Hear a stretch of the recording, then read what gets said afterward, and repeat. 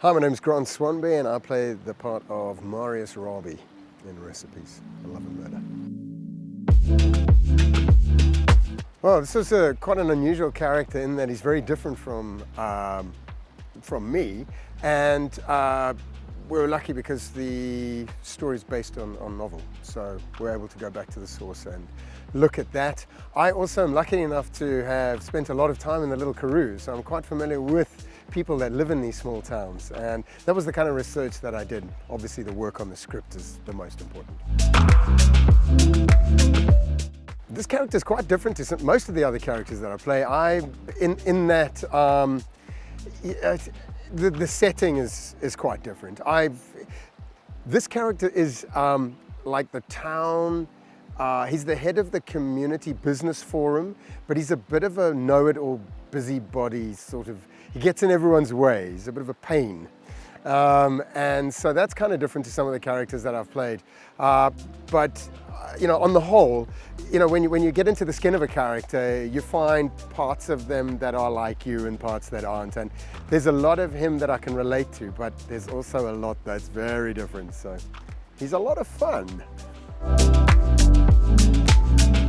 I almost see him with something like sushi, which is just so completely not a little KAROO. It's not like a bready, like a bobotie or anything like that.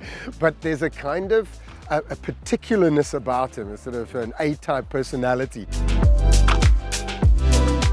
I think my character would survive in the big city. He, being a businessman, he's someone who would slip very easily into that. But one of the reasons that makes him fit well into the small town is that he's a kind of a big fish in a small pond. So being in the city, he might get swallowed up by that and come straight back to the country to have some sort of sense of self-importance.